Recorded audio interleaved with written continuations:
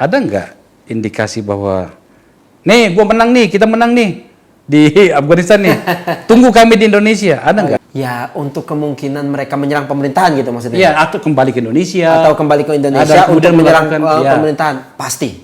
Gitu ya. Ya.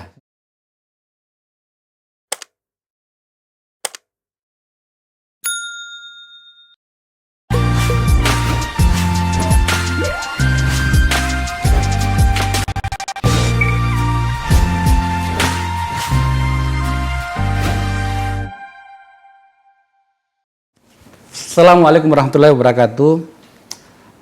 Akhirnya Akbar Faisal Anti-Ansor hadir lagi. Kami sempat break sekitar 1,5 bulan karena mengikuti saran dan aturan dari pemerintah tentang PPKM. Kami tidak ingin ada dari kita yang menyebarkan COVID ya, dan kami akhirnya memang harus break 1,5 bulan. Dan hari ini kita hadir lagi. Topik kali ini menarik sekali karena kita berbicara tentang sesuatu yang bisa dianggap dekat dengan kita, tapi bisa juga jauh. Apa itu? Tentang Afghanistan. Taliban kembali menguasai Afghanistan. Setelah mereka pernah menguasai Afghanistan, jatuh ketika Amerika datang dan kemudian datang lagi sekarang. Banyak analisis mengatakan bahwa Taliban hari ini adalah Taliban yang berbeda dibanding pada ketika mereka menjadi penguasa di Afghanistan.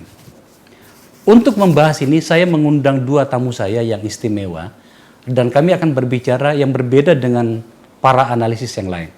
Kenapa begitu? Karena dua orang ini adalah orang-orang yang pernah berputar-putar, pernah berjuang dalam versi mereka ketika itu di sana. Ada yang di Afghanistan dan ada yang di Suriah. Tamu saya yang pertama, kita sering mendengarkan analisisnya, mantan Mantiki wilayah Asia Tenggara, pemimpin Jamaah Islamiyah untuk wilayah Asia Tenggara, Ustaz Nasir Abbas. Assalamualaikum Ustaz. Waalaikumsalam warahmatullahi. Lama baru ketemu kita ya. Alhamdulillah, syukur. Kita akan mendengarkan banyak hal dari Ustaz Nasir Abbas karena beliau pernah lama di Afghanistan, 6 tahun di Afghanistan, bahkan lebih ya. Ya, kurang lebih 6 tahun. 6 tahun. Bahkan ketika Taliban lahir, beliau masih ada di sana, dan pada saat itu masih menjadi pengikut setia dari Al-Qaeda. Langsung membawa kendali almarhum Osama bin Laden. Tamu saya yang kedua, ini yang menarik juga nih, anak muda satu ini. Baru lepas dari tahanan Polda Metro Jaya untuk tindak terorisme, Adinda Idris. Assalamualaikum Adinda. Waalaikumsalam warahmatullahi wabarakatuh. Baru 3 minggu yang lalu ya, baru Iya. lepas dari tahanan ya. Alhamdulillah. Jadi singkat cerita, anak muda ini pernah berada pada atau menjadi pendukung ekstrim dari salah satu kelompok di Suriah. Sudah berangkat ke Suriah ketika masih berusia 17 tahun. Pernah belajar di Arab Saudi dan pernah di Yaman. Makanya kemudian ketika dia diperintahkan, tanda petik, diperintahkan oleh Al-Qaeda waktu itu ya, untuk berangkat. Dialah rombongan pertama orang Indonesia yang datang ke Suriah pada saat itu, Idris. Dan kemudian ditangkap di Turki tahun 2017, dideportasi ke Indonesia, langsung ditahan, dan baru 3 minggu yang lalu keluar dari tahanan dengan wajah baru, dengan harapan yang baru. Senang saya. Terima kasih Pak. Saya juga senang. Saya mulai dulu dengan Ustaz Nasir Abbas. Siap. Dulu pernah mengendalikan sebuah organisasi teroris di wilayah Asia Tenggara. Kita akan berbicara tentang Afghanistan. Ya. Anda pernah di sana. Konon kabarnya dan banyak analisis yang mengatakan Taliban yang pernah berkuasa atau pernah mengendalikan Afghanistan tahun 91 dengan hari ini berbeda. Ya. Apa yang berbeda, Ustaz? Baik. Bedanya ya, Taliban ini muncul sekitar akhir tahun 93. Oke. Makanya banyak orang mungkin mengingat 94. Iya. Karena saya terakhir berada di Afghanistan itu akhir tahun 93. Ya. Dan saya sudah dengar ya ada namanya Taliban. Oke. Taliban ini muncul karena rasa kekecewaan. Mereka dulu juga ikut bersama dengan kelompok mujahidin yang lain. Ada 7 organisasi, ya.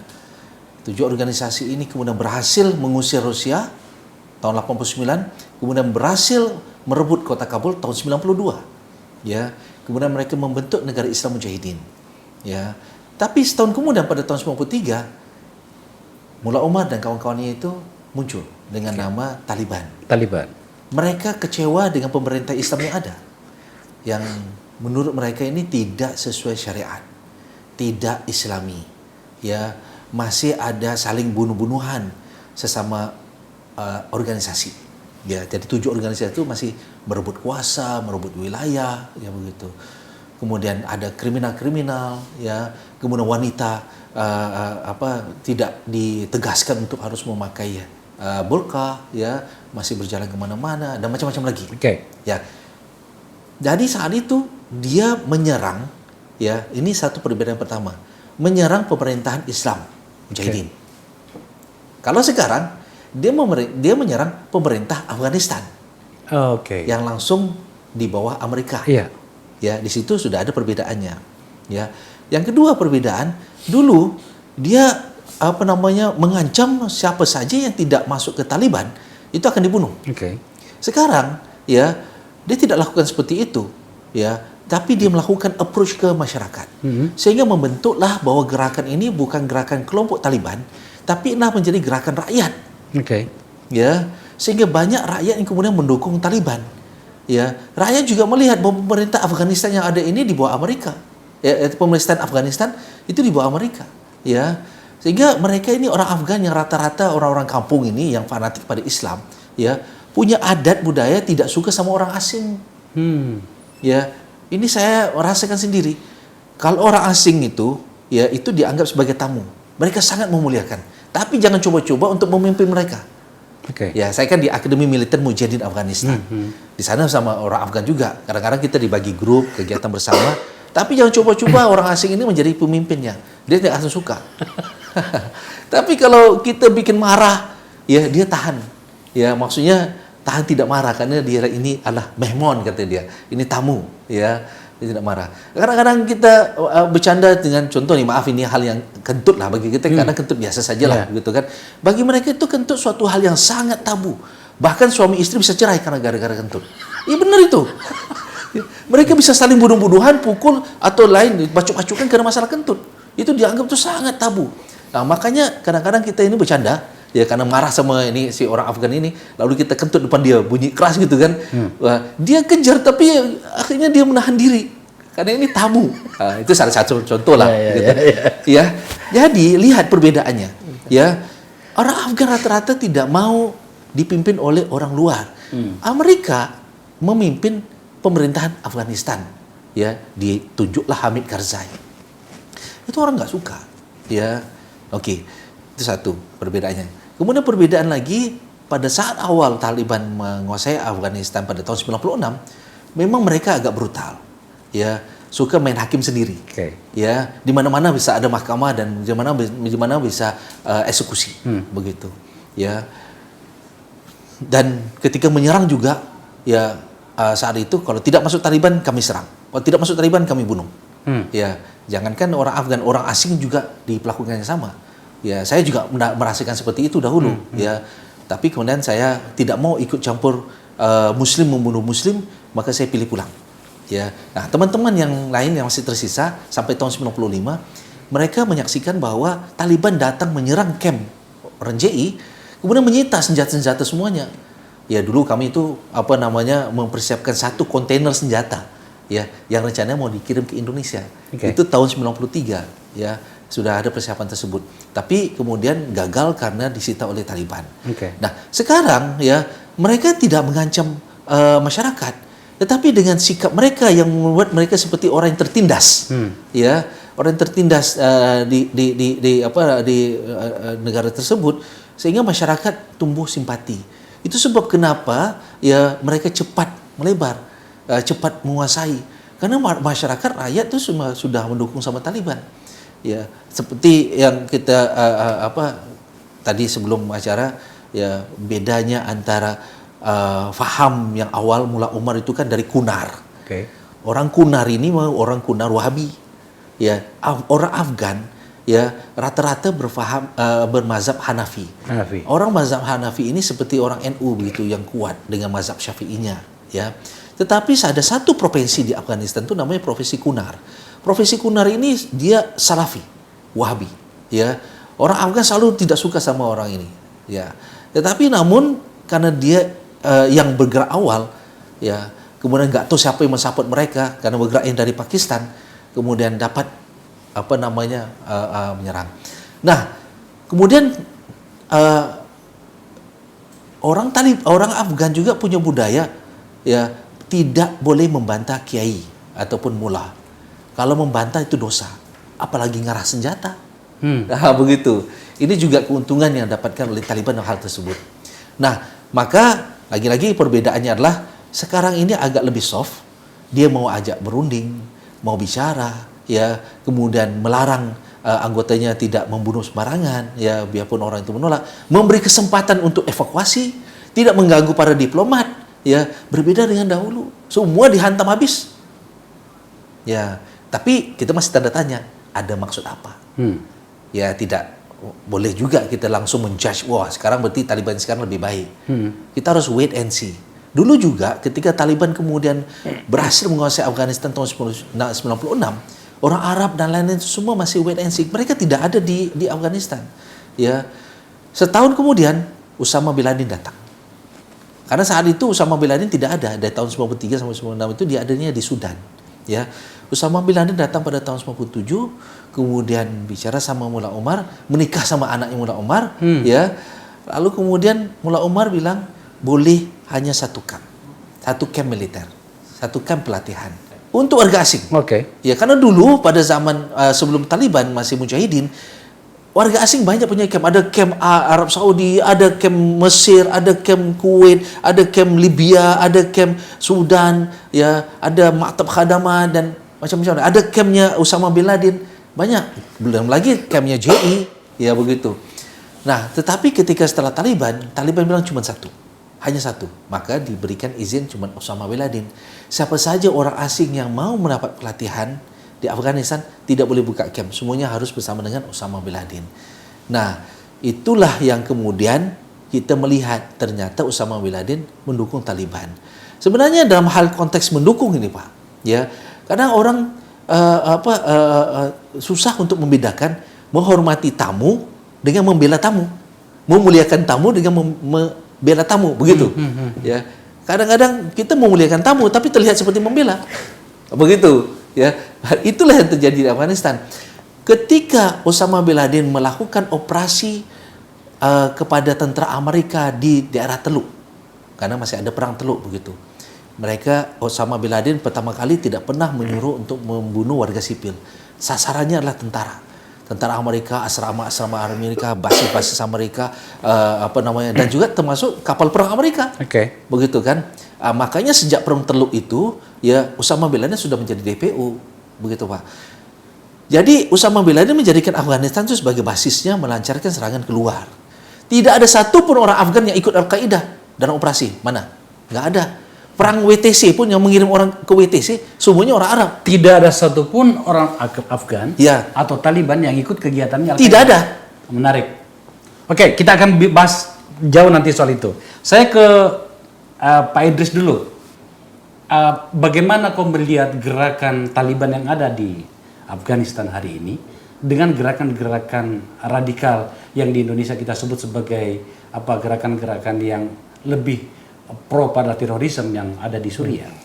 Apakah menurut Anda hari ini Taliban itu bisa dikatakan adalah pemerintahan yang Islam atau bagaimana? Kita sudah membahas pada bagian awal tadi.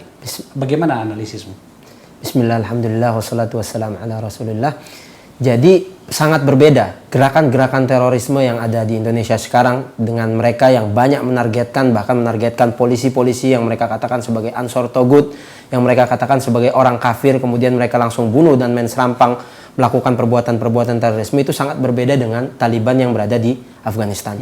Karena Taliban di Afghanistan ini mereka bahkan tidak menyerang, ya. Kemarin ketika mereka masuk ke Kabul tidak ada satu peluru pun yang ditembakkan oleh Taliban di Kabul.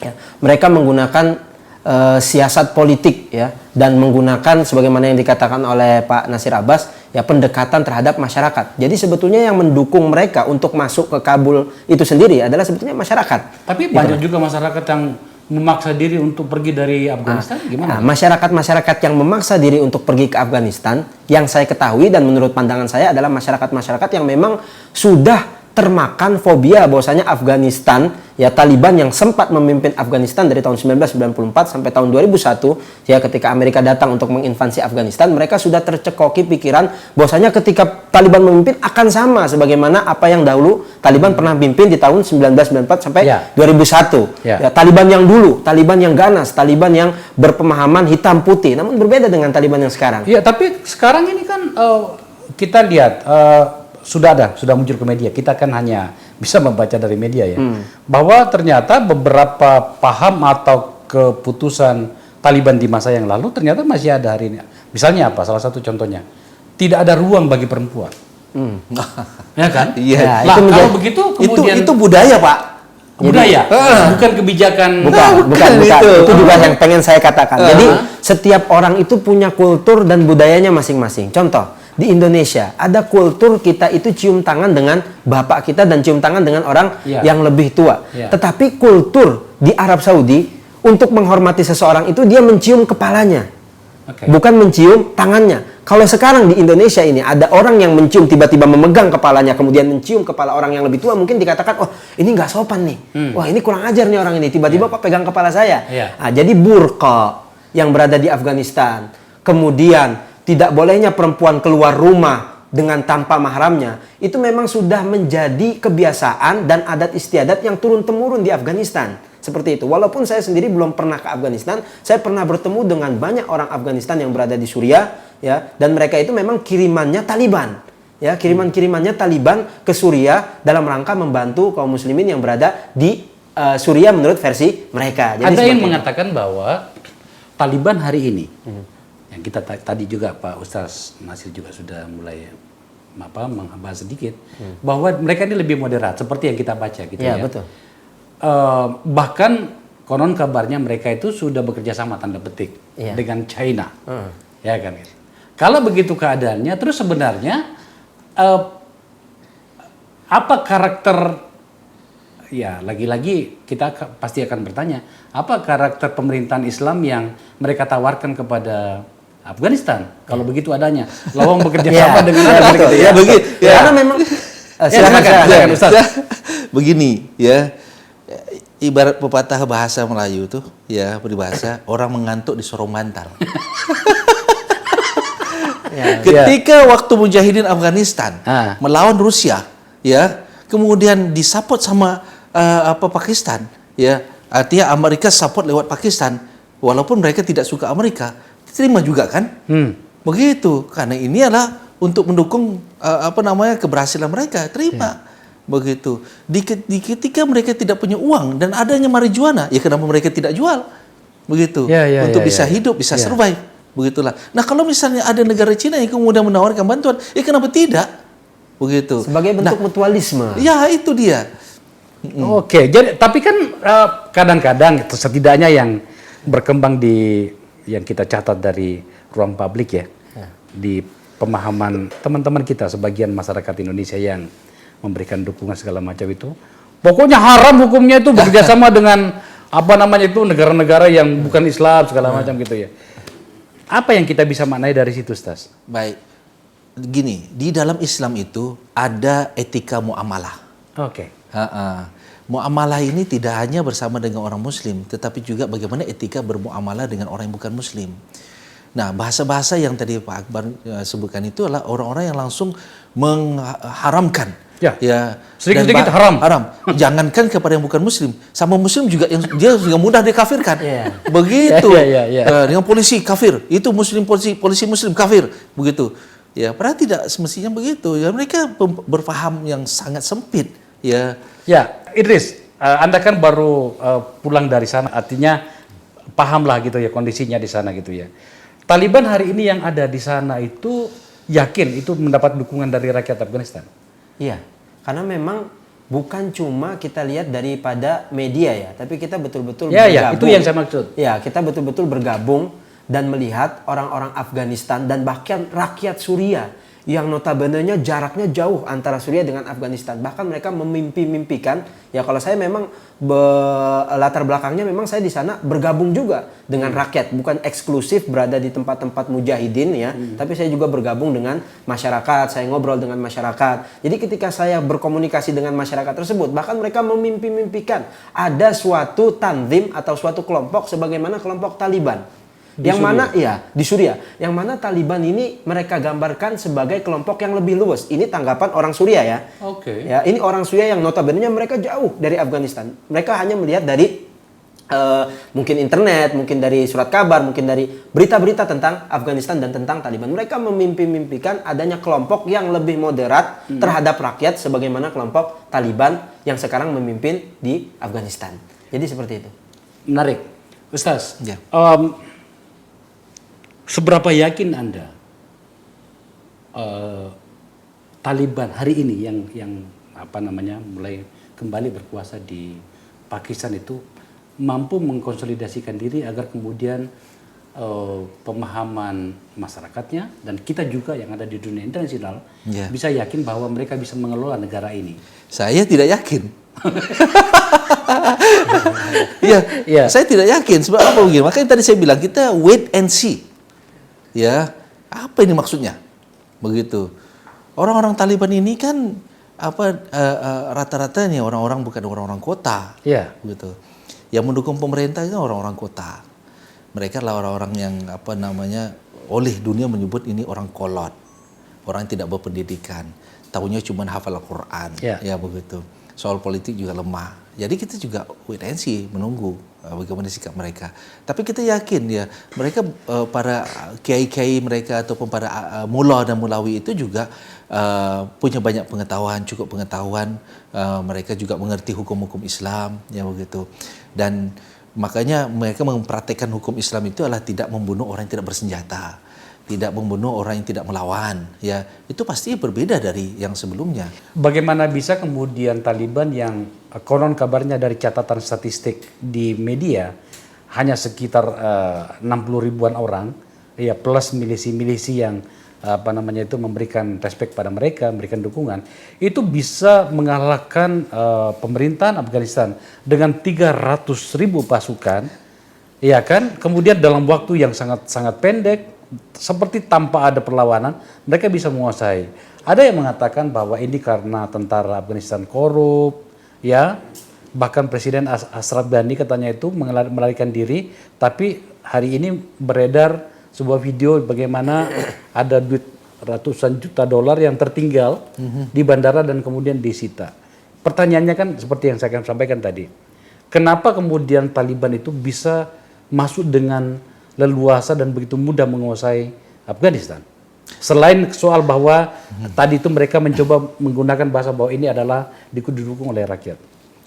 Selama 20 tahun, apakah pemerintah Afghanistan itu bisa menjangkau sampai ke desa-desa, sampai ke kampung-kampung? Itu pertanyaannya. Ya, apakah hanya sekadar di kota-kota besar? Begitu.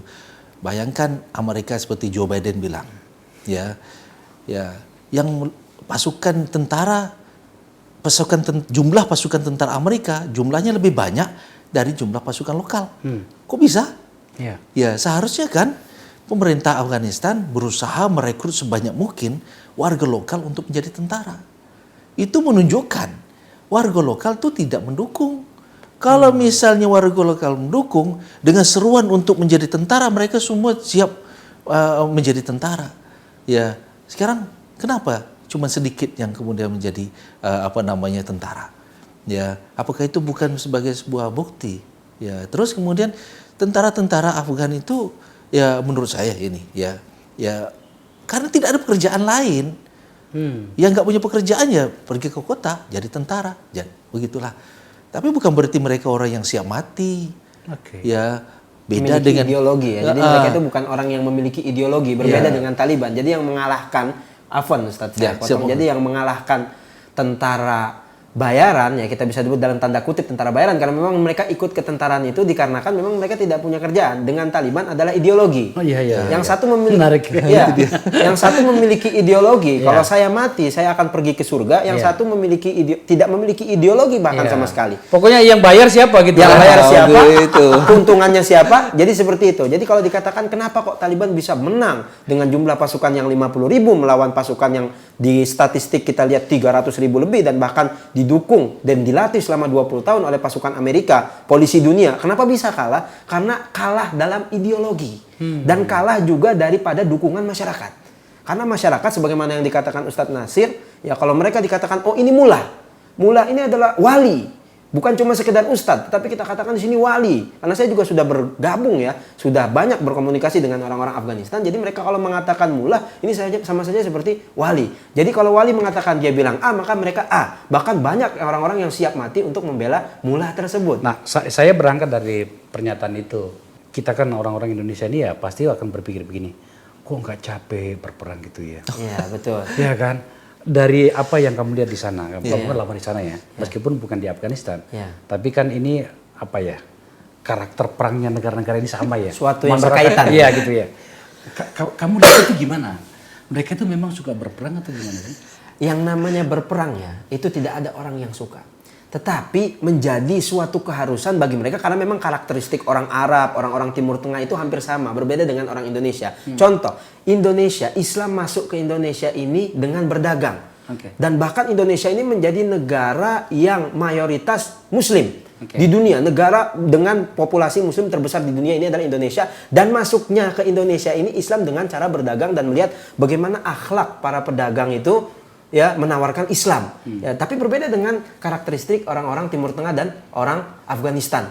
Ya, mereka ketika tersenggol sedikit atau ada sesuatu yang tidak paham, tidak sepemahaman dengan ideologi mereka bisa baku hantam. Senggol bacok. Senggol bacok, istilah orang Betawi. Kalau begitu, kapan mereka punya waktu untuk memikirkan masa Nah, depan? itu dia. Ketika Taliban ini membuka diri untuk bernegosiasi dengan Amerika dan bahkan mereka membuka kantor politik di Qatar, kemudian diakui oleh negara-negara lain. Kalau menurut saya menilai sesuatu itu kita tidak menilainya hitam putih, tapi terkadang kita harus melihat abu-abu. Oh, apa nih maksud Taliban dengan membuka diri seperti ini? Gitu loh. Kita tidak bisa melihat oh Taliban yang seperti dulu hitam-hitam, atau kita bisa melihat Taliban oh sekarang sudah menjadi putih. Menurutmu apa, Idris? Saya melihatnya abu-abu. Karena ada sesuatu yang lain dari Taliban sekarang. Karena Taliban yang dahulu lebih tidak terbuka.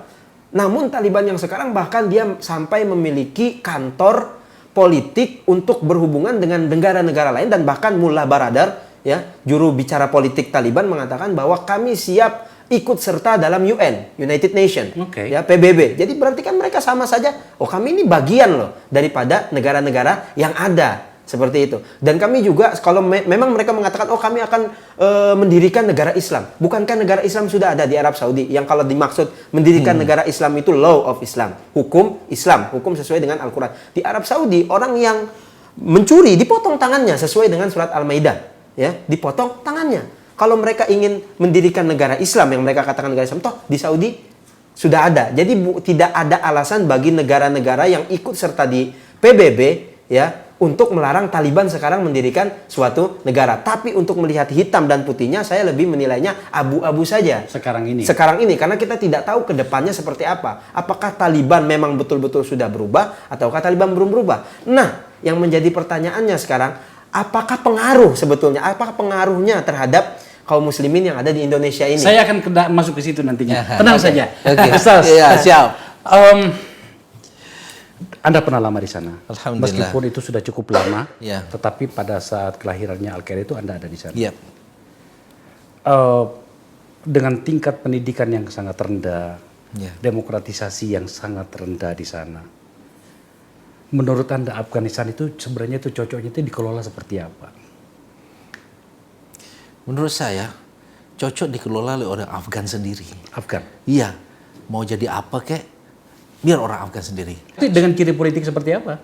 Ya, begini, di Afgan itu jatuh bangun, dijatuhkan lagi oleh orang lain, itu sudah turun-temurun. Tahun 73, ya, mulai dari konfliknya itu karena presidennya dibunuh, sebelumnya ada rajanya dibunuh, ya begitu. Jadi bunuh-bunuhan di sana itu ibarat seperti sudah menjadi macam budaya mereka. Ya, kamu tantang saya siap, begitu. Ya, kamu jual aku beli, ya begitu. Ya, makanya jangankan Afghanistan, Pakistan pun pusing Pak. Ya, makanya di wilayah Pakistan tuh, utara Pakistan, itu dilarang orang asing tidak boleh masuk. Kan, Termasuk dari Afghanistan. Iya itu, ya daerah itu perbatasan Pak, perbatasan antara Pakistan dan Afghanistan, selatan Afghanistan, utara Pakistan. Itu daerah kabilah-kabilah. Orang kabilah-kabilah itu punya pabrik senjata sendiri Pak, ya kan? Gila. Punya pasar senjata Sendiri ya. begitu, punya penjara sendiri begitu. Saya sudah lihat itu pabrik senjatanya, saya lihat pasar senjatanya. Begitulah. Nah, Pakistan kemudian membiarkan mereka selama mereka tidak mengganggu negara. Mereka nggak mengganggu negara Pakistan, ya. Jadi saling bunuh-bunuhan satu sama lain begitu saja. Ya urusan kamu. Pada akhirnya kita harus masuk pada pertanyaan dan pernyataannya Idris tadi. Menarik gitu ya kan. Ya karena kan hari ini di media sosial. Iya. Oh ini bagus lah segala macam. Saya memang mencoba untuk melihat itu dari berbagai sisi. Ya. Dan itulah alasannya saya undang Anda sekalian gitu.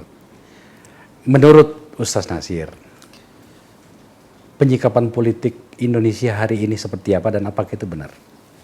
Menyangkut dengan Afghanistan. Ya. Memang Indonesia yang belum menyatakan sikap itu ya karena masih melihat. Ya, wait and see juga. Ya, wait and see juga masih melihat. Walaupun ada beberapa negara yang sudah mengakui ya begitu. Namun ya tidak boleh juga terburu-buru. Okay. Tidak boleh terburu-buru mengakui dan tidak juga terburu-buru menolak. Ya begitu. Wajar kita memberi waktu.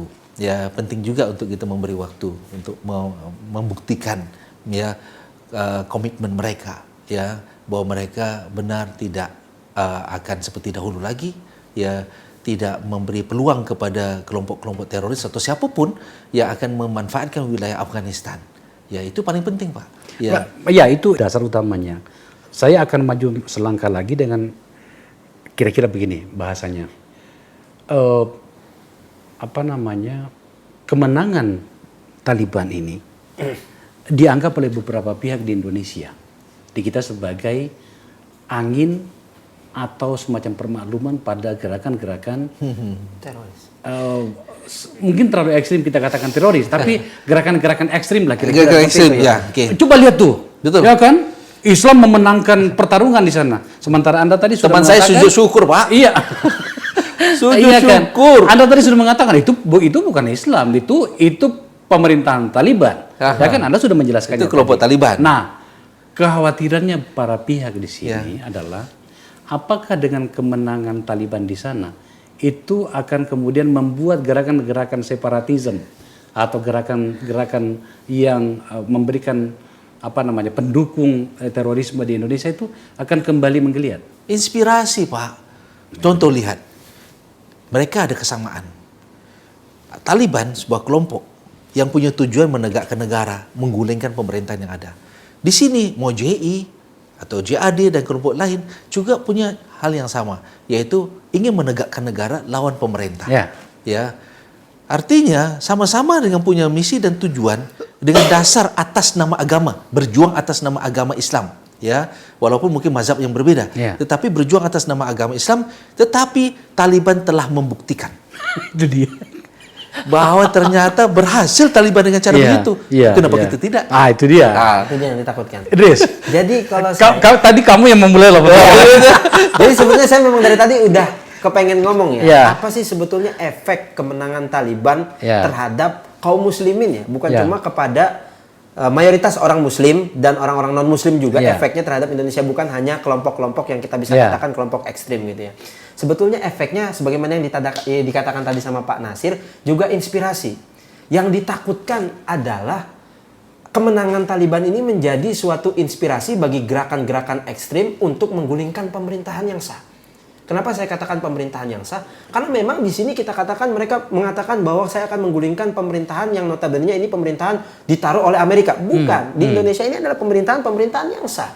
Pemerintahan yang mana kalau dikatakan pemerintahan Islam. Kenapa saya katakan pemerintahan Islam? Karena memang mayoritas Apa yang Indonesia ini mayoritas berpenduduk Muslim, Ya. 240 juta lebih Ya. Muslim. Berarti itu adalah kemenangan Islam sebenarnya. Itu adalah sebetulnya kemenangan Islam dilihat daripada sudut Islam sendiri. Ini menarik di mana? Iya, tapi berbeda Iya. dengan orang-orang yang memang memiliki keinginan politik yang lain. Mungkin Oke. mereka ingin berkuasa, mungkin mereka memiliki sesuatu yang lain yang ingin mereka capai, dan mereka menggunakan agama sebagai kuda hitam mereka, sebagai kuda tunggangan mereka yang mereka maksudkan untuk menggulingkan pemerintahan. Jadi sebetulnya yang harus dilakukan oleh pemerintah adalah membangun narasi untuk menggiring masyarakat bahwasanya pemerintahan Indonesia ini berbeda loh dengan pemerintahan Afghanistan, yang memang pemerintahan Afghanistan yang dipimpin oleh Presiden Ashraf Ghani ketika itu adalah pemerintahan yang sebelumnya Taliban ini memimpin, kemudian digulingkan oleh Amerika dan dipaksa ada pemerintahan de facto oleh Amerika. Berbeda dengan Indonesia. Indonesia ini adalah yang dipilih secara konstitusional oleh rakyat yang mayoritas Muslim. Ya, saya paham sampai di situ. That's right. Des, saya mau tanya. Iya. Meskipun kamu di penjara, Iya. kan baru keluar 3 minggu yang lalu.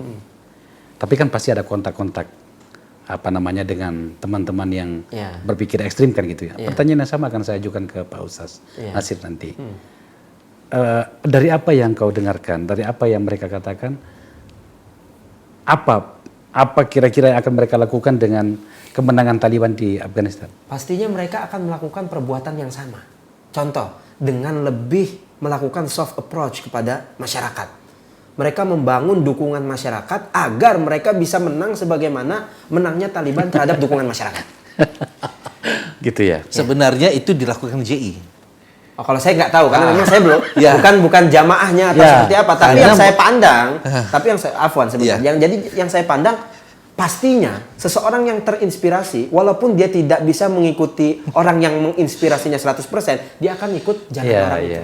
Ya, kita terinspirasi. Inspirasi lah. Pokoknya kata kuncinya inspirasi. Inspirasi. Oke. That's- Stas, gimana Stas? Ada 3 unsur yang harus dipersiapkan sebelum menegakkan negara. Oke. Unsur pertama adalah menggalang masyarakat. Unsur kedua, memiliki kekuatan untuk mempertahankan.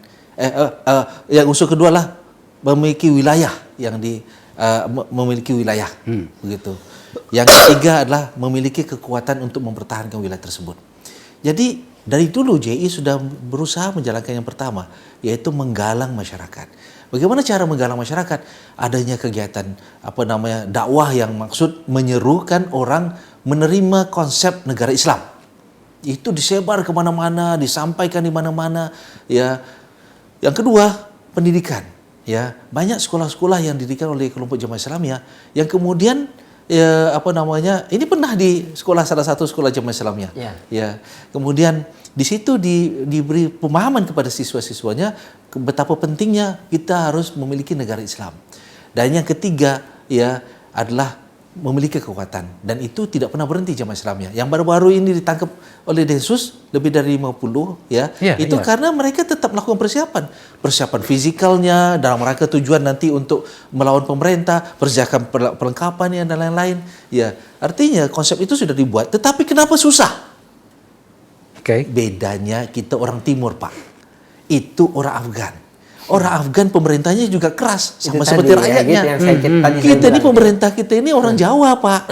Ya kan? Masyarakat kita itu dengan budaya Jawa, Jawa Timur maksudnya di Pulau Jawa ini kan. Ya kebetulan juga presiden kita orang Jawa gitu kan. Betul. Ya, artinya dengan budaya timurnya itu kita semua baik dari presiden, menterinya, aparatnya dan perangkat-perangkat semuanya juga menggunakan budaya timur dalam melakukan approach pada masyarakat. Lihat contoh, ketika kemudian ada demonstrasi anarkis, bagaimana aparat polisi kita bersikap, ya kan?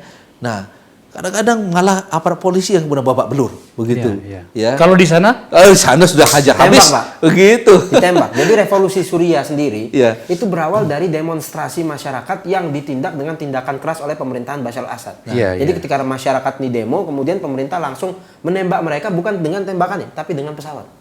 Demo dilawan dengan pesawat. Dan ini yang menjadi momok. Adat istiadat orang-orang Indonesia ini berbeda dengan yang saya tadi bilang adat istiadat orang-orang Arab Saudi atau orang-orang Timur Tengah yang lainnya. Yang bisa dikatakan kalau orang Betawi bilang senggol sedikit bacok seperti itu. Saya dulu pernah diingatkan sama almarhum Ustadz Salam Al-Hashim Beliau adalah mantan chairman MILF, Moro Islam Liberation Front. Ya, waktu kami berkunjung ke mereka, beliau kemudian bilang begini, bagaimana kamu mau berjuang di Indonesia? Ya, kamu berjihad di Indonesia melawan pemerintah. Presiden kamu Muslim, ya, para menteri juga mayoritas Muslim. Aparat kamu tentara polisi juga Muslim, begitu. Jadi musuhmu tidak jelas, gitu. Kamu akan membunuh Muslim, kamu tidak akan pernah berhasil. Itu kata Ustaz Salman Hashim. Tapi kalau kami di sini, kata dia, di Filipina, musuh kami jelas, orang Kristen katanya. Ya, beda agama, ya. Kemudian mereka juga mengintimidasi kami, ya begitu. Jelas, ya, tempat kamu, pemerintah kamu baik-baik sama orang Islam, ya begitu. Jadi kamu tidak akan berhasil. Ustaz, pernahkah Anda menyampaikan ini kepada teman-teman kita, saudara-saudara kita yang masih berpikiran bisa mendirikan khilafah segala macam di sini? Pernah nggak pikiran tadi? Saya sudah selalu sampaikan, Pak. Saya bilang, oke, saya menghormati keyakinan ataupun pemahaman wajib hidup di bawah negara Islam. Ya, silakan Anda punya pemahaman itu. Ya, antum punya pemahaman itu. Saya sekarang sudah tidak. Jadi kalau antum masih berpegang itu, carilah negara lain. Jangan di sini. Ya, Indonesia sudah memutuskan, para ulama Indonesia sejak awal para founder kita memutuskan Indonesia tidak menjadi negara agama demi menjaga persatuan dan kesatuan Indonesia. Ya, tapi mereka masih memaksakan kehendak, Pak, begitu. Pokoknya. Makanya Ustaz kan begini. Ini kan Densus ini dalam 1-2 bulan terakhir ini kan. Ya. Ini kan nangkap sampai puluhan orang. Ya. Dan masih operasi terus ini. Saya dengar ada di Jawa Timur segala macam. Sebenarnya apa yang terjadi dengan gerakan-gerakan terorisme seperti ini di Indonesia? Kok masih ada juga dengan penjelasan yang Anda sampaikan tadi kan gamblang sekali. Yang mau Anda perangi siapa? Saudaramu sendiri kok, Muslim sendiri kok, mayoritas Muslim itu seperti yang Anda sampaikan tadi. Nah, sekarang saya pindah ke Idris. Anda kan pasti baru masih kontak-kontakan dengan teman-temanmu yang di sana. Ada nggak indikasi bahwa nih gua menang nih, kita menang nih di Afghanistan nih, tunggu kami di Indonesia, ada nggak? Gitu. Kalau saya sendiri sih saya memang nggak membangun kontak yang sampai seperti itu ya. Memang saya kontak tapi mereka cuman mengatakan bahwa ya selamat, ya kami mendapatkan keselamatan, gitu ya, kami menang, kami mendapatkan keselamatan. Ya semoga rakyat Indonesia juga mendapatkan keselamatan sebagaimana kami mendapatkan keselamatan. Tapi untuk indikasi, kami tunggu kami kedatangan kami di sana, karena sebagaimana yang dikatakan oleh Mullah Baradar sendiri ya, nah juru bicara Taliban ya, dia mengatakan biarkan kami mengurus urusan kami dan kami tidak akan mengurus urusan orang lain. Dan jangan sampai orang lain mengurus urusan kami. Jadi berbeda. Itu kan bahasanya Baradar. Tapi kan banyak orang-orang Indonesia yang pergi ke sana dan belum kembali. Dan kemudian setelah dia lihat bahwa awalnya sih mereka, tidak mungkin kita menang nih. Tapi ternyata ada contoh di Afghanistan. Di Afghanistan. Dia bilang, oke, saya pulang deh. Meskipun tadi sudah dijawab oleh Ustaz Nasir mengatakan, siapa yang kamu lawan? Ada nggak kemungkinan itu? Ya, untuk kemungkinan mereka menyerang pemerintahan gitu maksudnya. Iya, atau kembali ke Indonesia. Atau kembali ke Indonesia untuk menyerang pemerintahan. Pasti. Gitu ya. Ya, bukan saya katakan bukan mungkin, tapi pasti. Kenapa? Karena memang orang yang memiliki ideologi bahwasanya pemerintahan ini adalah pemerintahan yang tidak sah, mereka pergi ke negara lain adalah dengan maksud ya mereka kembali lagi ke negeri mereka untuk menggulingkan pemerintahan yang mereka anggap tidak sah, karena memang ideologi mereka seperti itu. Perangilah musuh yang terdekat di antara kalian. Menurut informasimu Idris, teman-teman kan pasti banyak. Berapa banyak sih jumlah orang Indonesia yang pergi mau berjuang katanya atas nama khilafah lah segala macam? Ya kalau saya sendiri saya kurang tahu seberapa banyaknya, tapi mungkin banyak ya, karena memang sudah banyak juga di antara mereka yang meninggal gitu kan. Cuman mungkin adalah puluhan sampai mungkin ratusan ya, jumlah pastinya saya nggak tahu gitu. Iya, karena dulu saya kan pernah ngundang Ustaz. Siapa? Ustaz Ali Imran ya ke sini. Dia bilang, "Bang, aku ini alumni Afghanistan. Akademi Mujahidin. Kami di sana saja itu ada 400 orang." Oh, kalau memang yang kembali dari Suriah ke Indonesia itu banyak. Tetapi tidak semua. Berbedanya Suriah dengan Afghanistan ini, kalau orang datang ke Afghanistan, mereka memang pergi untuk latihan militer. Tetapi di Suriah banyak di antara mereka yang pergi dengan hanya membawa bantuan, charity. Ya, karena memang untuk membantu Enggak, yang kita cerita ini adalah Apa itu karena terinspirasi dengan perjuangan atas nama Islam segala macam ke Suriah. Itu yang saya tanyakan. Apakah kemungkinan mereka kembali Ya, atau ada. bahkan sudah kembali? Ada beberapa mereka yang memang memikirkan untuk menyerang pemerintahan Indonesia, terkhusus mereka ISIS ya. Kalau saya kan memang bukan ISIS ya.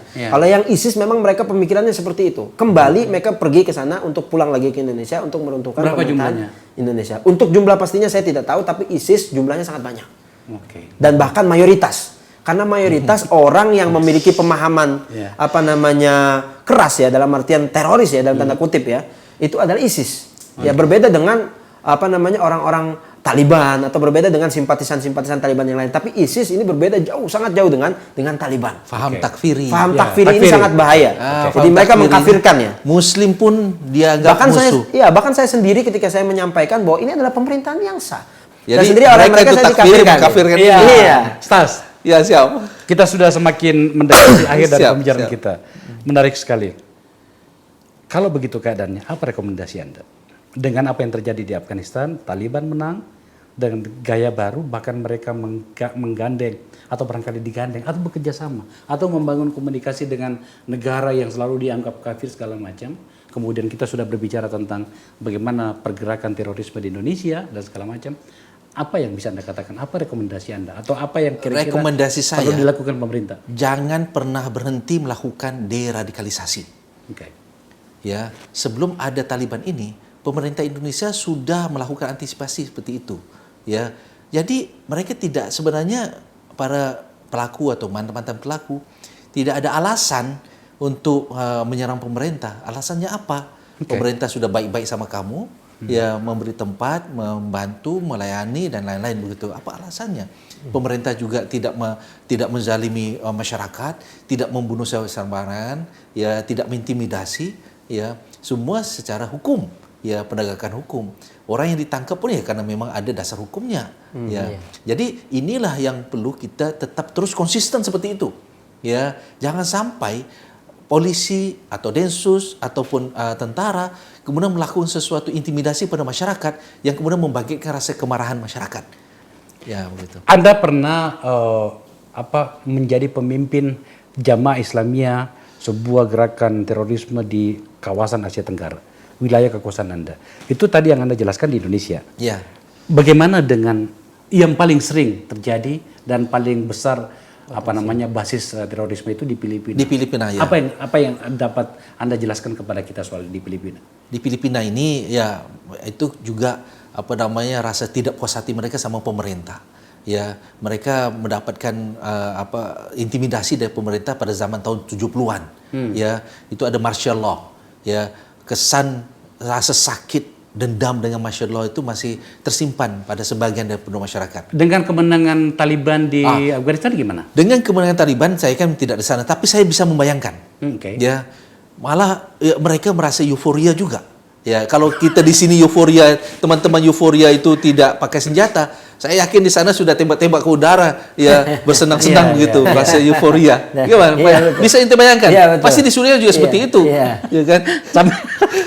Sampai tadi ada yang sampai sujud syukur ya? Syukur. Dan berharap, kalau bisa berangkat ke sana, berangkat. Begitu. Oh my goodness. Terakhir, Idris. Anda baru keluar sebagai seorang orang Indonesia. Tampaknya dari bahasa Anda sudah kembali ke pangkuan negara Republik Indonesia. Betul sekali. Iya, selamat datang kembali Adinda. Terima kasih Tetapi yang saya mau tanya adalah apakah Anda akan ikut pada gerakan deradikalisasi seperti yang disampaikan tadi oleh Ustaz Nasir tadi? Sebetulnya program deradikalisasi sebelum saya diperintahkan atau sebelum saya diminta untuk ikut deradikalisasi, saya sudah banyak mengasih masukan deradikalisasi kepada kawan-kawan yang dahulu sepemahaman dengan saya, sebagai bentuk rasa tanggung jawab saya yang dahulu pernah memiliki pemahaman seperti itu. Okay. Contohnya, saya selalu mengatakan bahwa pemerintahan ini adalah pemerintahan yang sah. Negara ini adalah negara yang mayoritas muslim. Jadi apapun konflik yang terjadi di luar, saya berharap semoga tidak terjadi konflik di negara Indonesia ini. Karena saya sudah melihat begitu mengerikannya konflik dan peperangan di suatu negara. Bahkan di negara yang terjadi konflik seperti di Suriah saja, baju itu hanya memiliki satu. Bahkan ketika itu musim dingin yang suhu udaranya itu mencapai minus 5 derajat Celcius. Ya mereka hanya memiliki satu. Itu dikarenakan apa? Dikarenakan peperangan. Dan saya tidak mau, ya dan harapan saya tidak mau peperangan itu terjadi di negeri saya yang saya cintai ini, Indonesia. Gitu kan? Jadi saya tidak mau peperangan itu terjadi di sini. Dan masukan saya, bukan berarti masukan atau seperti apa, maksudnya saran saya ya terhadap negara ini, bagaimana cara negara ini membangun narasi kepada masyarakat bahwasanya negara ini adalah negara yang dipimpin oleh orang Islam dan mayoritas adalah negara Muslim, adalah mayoritas Muslim. Jadi bagaimana membangun narasi bahwa negara ini adalah negara Islam, berbeda dengan negara-negara yang memang negara tersebut negara yang zalim ya, negara yang mengintimidasi rakyatnya. Jadi bagaimana membangun narasi seperti itu gitu Pak. Artinya Anda ingin mengatakan setidaknya pada kasus Afghanistan ini, udahlah, mereka juga belum masih abu-abu juga kok. Apakah mereka bisa mengelola negaranya atau tidak? Kita sudah baik-baik saja di Indonesia begitu saja. Kira-kira kan gitu ya. Intinya ya seperti itu. Saya tidak ingin terjadi peperangan gitu ya yang terjadi. Udah ditangkap.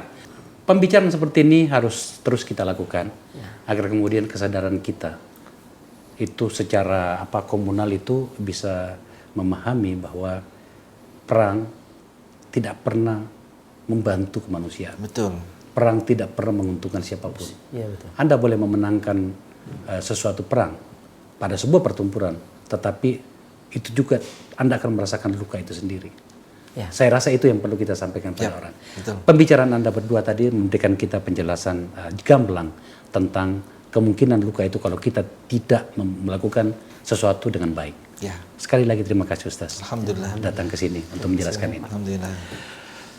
Pemirsa Akbar Faisal Unsensor, kita sudah sampai di ujung pembicaraan kita. Saya sebenarnya pengen pembicaraan ini lanjut, tapi waktu juga yang harus memisahkan kita. Kita akan mencari topik-topik yang lain yang barangkali juga bisa menjelaskan lebih banyak lagi soal ini. Satu kata, Indonesia adalah negeri orang-orang yang cinta damai. Kita jangan merusaknya. Terima kasih. Wabillahi taufiq wal hidayah. Assalamualaikum warahmatullahi wabarakatuh. Waalaikumsalam warahmatullahi wabarakatuh.